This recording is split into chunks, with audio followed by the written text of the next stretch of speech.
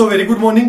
आज अपन अपने लेक्चर में बात करने वाले हैं वुंड हीलिंग प्रोसेस क्या होती है, मतलब घाव भरने की जो प्रोसेस होती है ना वो कैसे कंप्लीट होती है। इसको आज अपन एकदम अच्छे से देख लेंगे। इससे पहले आपसे एक छोटी सी रिक्वेस्ट रहेगी, यदि आप चैनल पे नए हैं तो चैनल को सब्सक्राइब कर लीजिए। आपके लिए इतनी मेहनत करते हैं तो एक सब्सक्राइब तो बनता ही है। तो चलिए आगे अपन बात कर लेते हैं वुंड हीलिंग की प्रोसेस के बारे में। सबसे पहले देख लेते हैं वुंड हीलिंग की प्रोसेस आखिरकार कैसे होती है, कि आखिरकार क्या होती है, कि कब स्टार्ट होती है वुंड हीलिंग की प्रोसेस।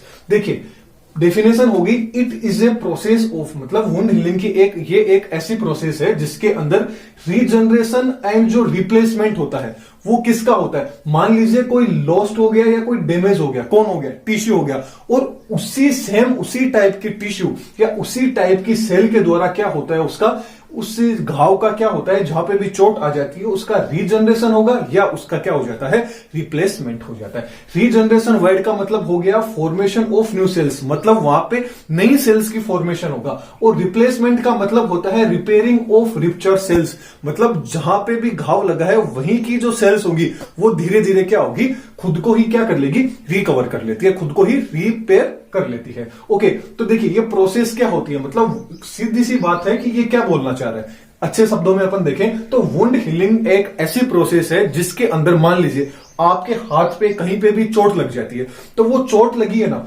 उसका क्या होगा, या तो रीजनरेशन होगा या उसका क्या होगा, रिप्लेसमेंट होगा। सेम उसी टिश्यू से, उसी सेल से, मतलब it is a process of regeneration and replacement of lost और damage tissue by the same type of the cell of tissue, मतलब same cells and same tissue के द्वारा ही उस घाव का क्या हो जाएगा, वो घाव धीरे धीरे क्या हो जाएगा, फिलअप हो जाएगा। तो देखते हैं स्टेजेस ऑफ वुंड हीलिंग की। वुंड हीलिंग की कितने स्टेजेस हैं, तो वुंड हीलिंग की स्टेजेस है टोटल 4 स्टेज के अंदर वुंड हीलिंग होती है। देख लेते हैं, सबसे पहले नाम देख लेते हैं।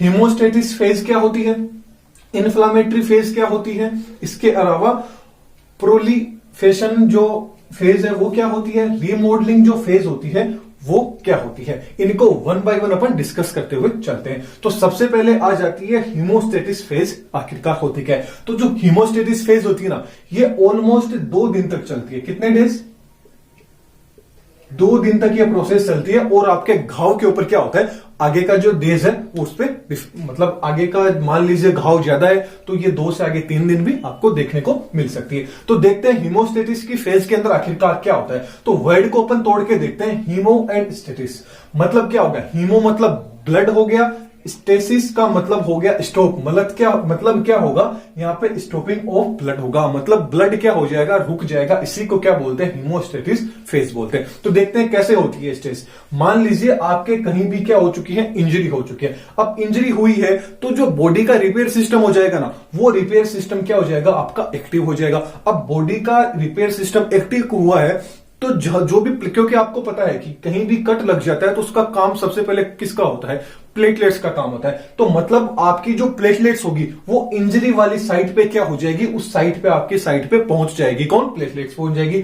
और पहुंच के क्या करेगी, ब्लड को क्लॉट कर लेगी, और जिससे क्या हो जाएगी, ब्लीडिंग आगे क्या हो जाएगी, स्टॉप हो जाएगी। मतलब हीमोस्टेटिस की प्रोसेस के अंदर क्या होगा, आपकी इंजरी हुई है, इंजरी से क्या होगा, जो बॉडी का जो जो रिपेयर सिस्टम होगा वो एक्टिव हो जाएगा। एक्टिव होने के बाद प्लेटलेट्स क्या होगी, जहां पर भी इंजरी हुई है उस साइट के ऊपर पहुंच जाएगी। पहुंच के क्या कर देगी, ब्लड को क्लॉट कर देगी और ब्लड को आगे क्या कर देगी, स्टॉप कर देगी। मतलब ब्लीडिंग आगे क्या हो जाएगी, स्टॉप कर दी जाएगी। तो ये पूरी प्रोसेस होने के अंदर कितना टाइम लग सकता है, 2 दिन तक का प्रोसेस लग सकता है। और वो आपके मिनिमम से मिनिमम, मतलब मैक्सिमम से मैक्सिमम 2 दिन लग सकते हैं, और वो आगे घाव के ऊपर डिपेंड रहता है। तो चलिए नेक्स्ट बात कर लेते हैं अपन, इन्फ्लामेटरी फेज की बात करते हैं। तो इन्फ्लामेटरी फेज के अंदर क्या होता है, इस फेज के अंदर क्या होगा कि जो भी मान लीजिए आपके कट लगा है तो वहां पे क्या है, कोई ना कोई बैक्टीरिया है। तो इस फेज के अंदर क्या किया जाता है, बॉडी के द्वारा जो भी माइक्रो ऑर्गेनिज्म आए हैं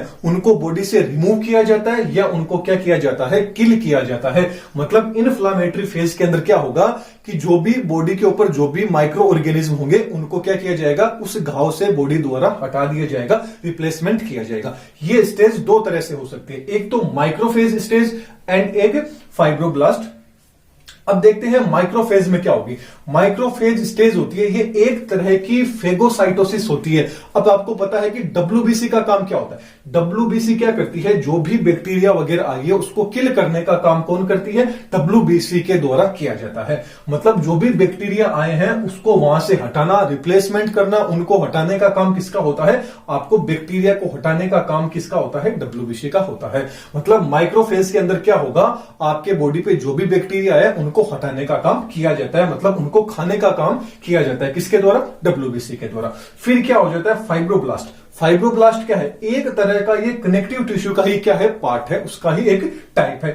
ये क्या करता है, ये सिक्रेट करता है घाव वाले जगह पे आपको कोलेजन नाम का एक क्या होता है, प्रोटीन मान लीजिए, मैट्रिक्स मान लीजिए, कुछ भी मान लीजिए, उसको क्या करता है, एक तरह का ये क्या होता है, सिक्रेशन करता है उस घाव वाले जगह पे। अब ये घाव वाली जगह पे जाके क्या करता है, फिल हो जाता है। मतलब घाव के चारों ओर आपने देखा होगा लिक्विड लिक्विड पानी सा निकलता है, तो वो क्या है, आपका कोलेजन है। तो ये क्या करता है, घाव वाले जगह पे क्या हो जाता है, जाके फिलअप हो जाता है उस एरिया के ऊपर, और साथ में क्या करता है, एक नेट लाइक स्ट्रक्चर बन जाती है। आपने देखा होगा जब भी कट लग जाता है तो ऐसे जालेनुमा स्ट्रक्चर बन जाती है, कुछ इस टाइप। मान लीजिए ये कोई घाव है तो इस पे क्या होगा, ऐसे कुछ जालेनुमा क्या आपको क्या देखने को मिलती है, स्ट्रक्चर देखने को मिलती है। तो ये किसका काम रहता है, कोलेजन का काम रहता है। कौन सी फेज के अंदर होता है, इन्फ्लामेटरी फेज के अंदर होता है।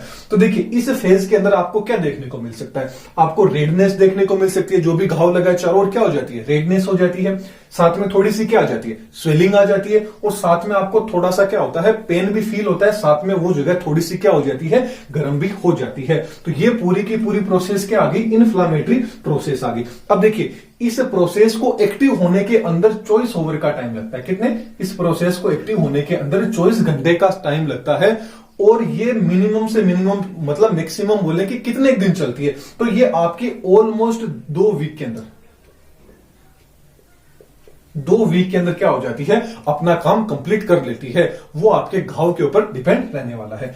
आगे अपन बात कर लेते हैं प्रोफिलेशन, जो अपनी फेज है, प्रोलिफेशन जो फेज है उसकी बात करें तो इस स्टेज में क्या होगा, इसमें क्या होगा, जो सेल्स होंगी वो सेल्स क्या करेगी, अब मल्टीप्लाइंग होने लग जाएगी। 1 से 2, 2 से 4, 5, 6 ऐसे हो जाएगी। और साथ में अपनी उसने जो भी सेल आपकी हुई है उसको क्या करेगी, उस जगह को कवर करने का काम कौन सी फेज में किया जाता है, प्रोलिफेशन जो फेज होती है उसके अंदर किया जाता है। मतलब in this stage cell start to multiplying and restore the function and cell of the, मतलब ये जो प्रोफिलिंग जो आपकी फेज होगी, देख लीजिए नाम से ही पता चल रहा है प्रोफिलिंग।